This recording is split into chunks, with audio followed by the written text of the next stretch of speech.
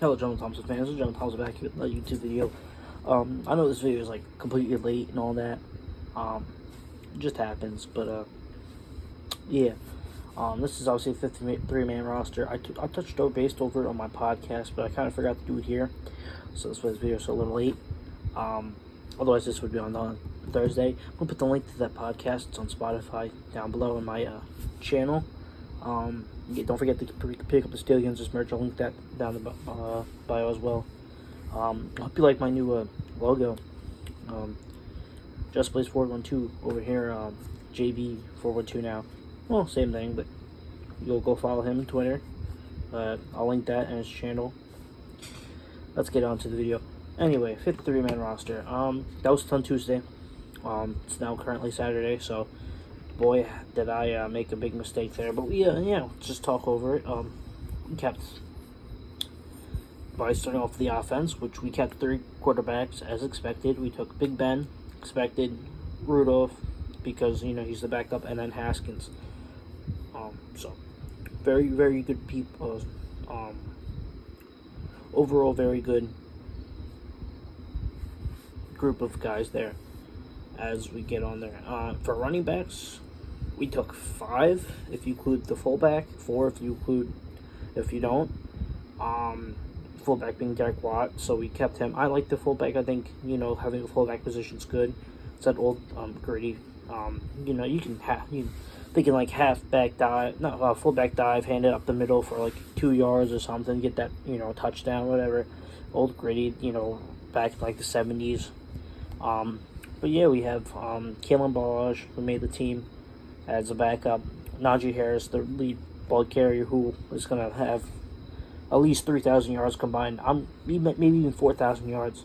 But quite crazy. Benny Snell Jr., because the other person, Anthony McFarland, is on the IR for I don't know why, but that's why we kept Benny Snell, is because of the fact that IR, you know.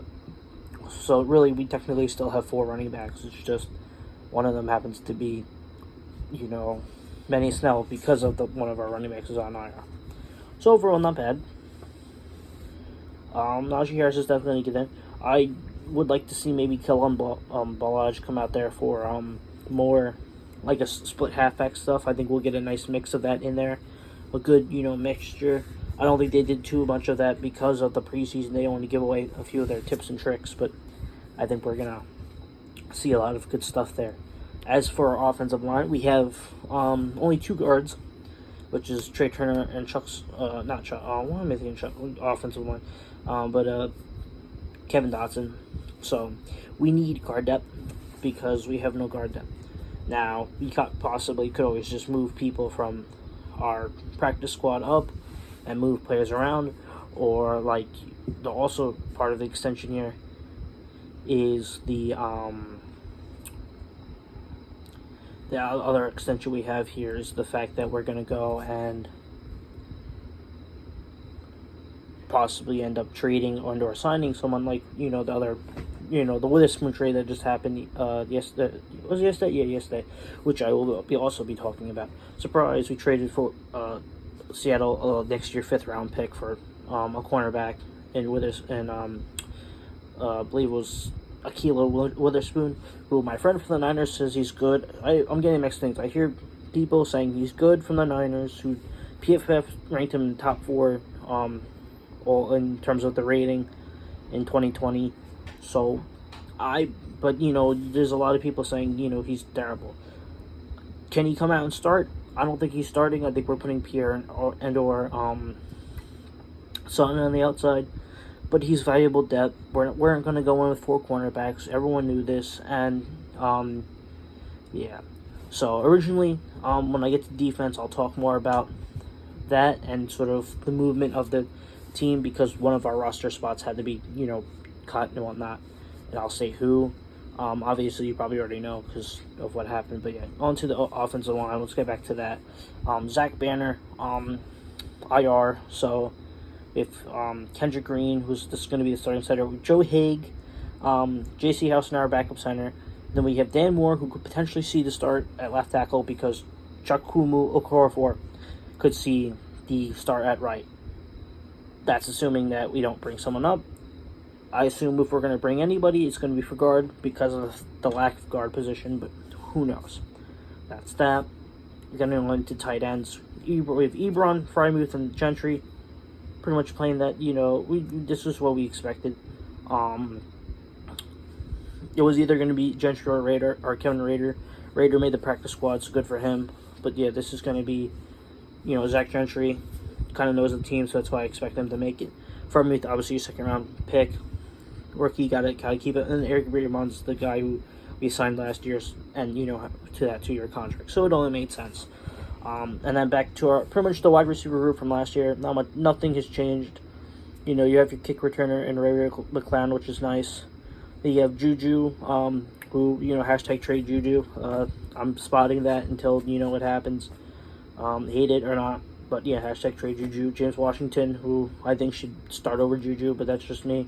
And then we have Deontay Johnson, number 1 as I see it, and then Chase Claypool, who I believe is going to be honestly the number 2. If we do trade Juju, I'd put James Washington on the outside and put Deontay in the slot.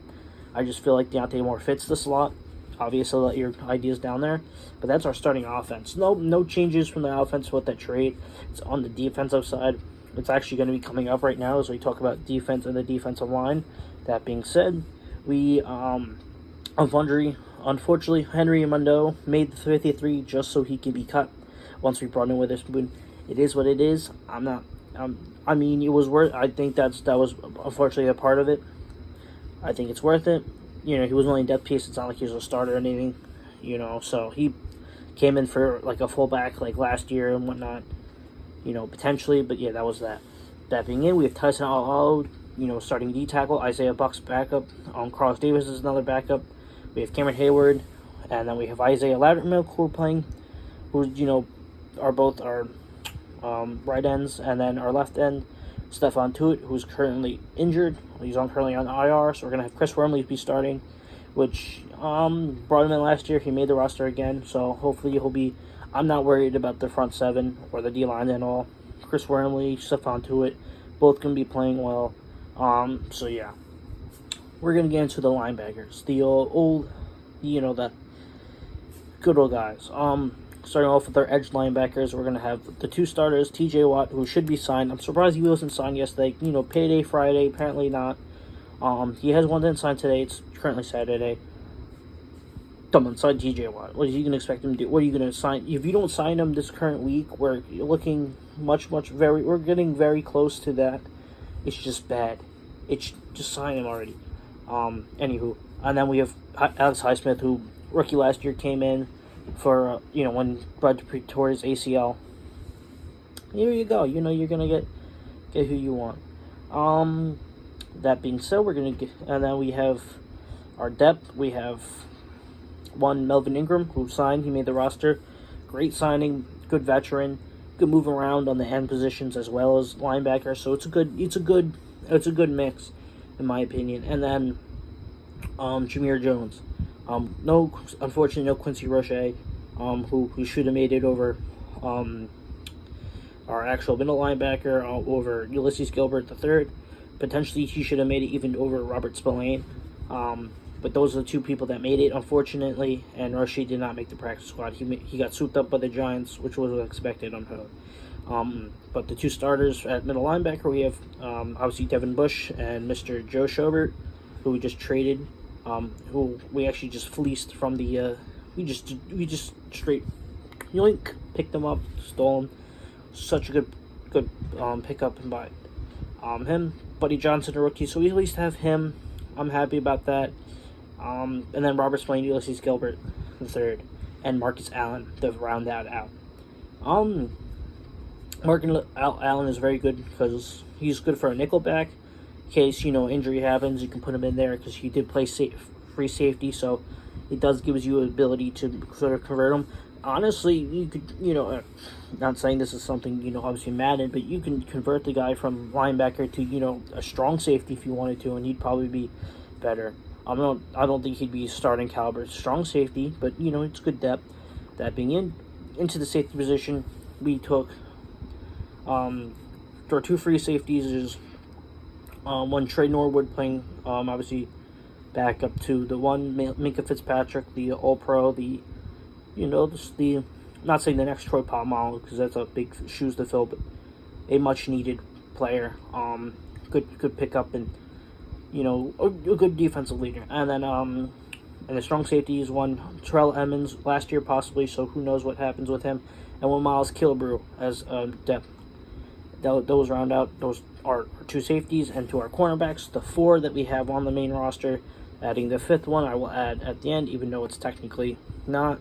We have Joe Hayden, the starter. I think James Pierre starts outside. I think the slot's going to be Cameron Sutton, and then we're going to have your nickel or your whatever you could call that, whatever you want to call that. We're going to call that Mr. Akilo Witherspoon, and then Justin Lane to finish that out. So overall, nicely done. Very, very solid secondary. Hopefully, that's kind of been the weak spot for the Steelers defense for a while now. We did see some bright signs when we brought in players, so not too bad, but yeah, that's it.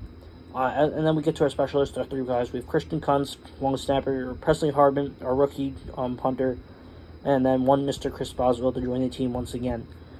That's about it for this video. I'll link all the links that I said earlier. Obviously, Steel Yinzers, my podcast, the Just Blades 412 podcast, as well as his channel and his Twitter, because he did make my new logo, so you got to shout out the homie. Yeah, that's about it. Don't forget to like, favorite, subscribe. This is Gerald Thompson, saluting out.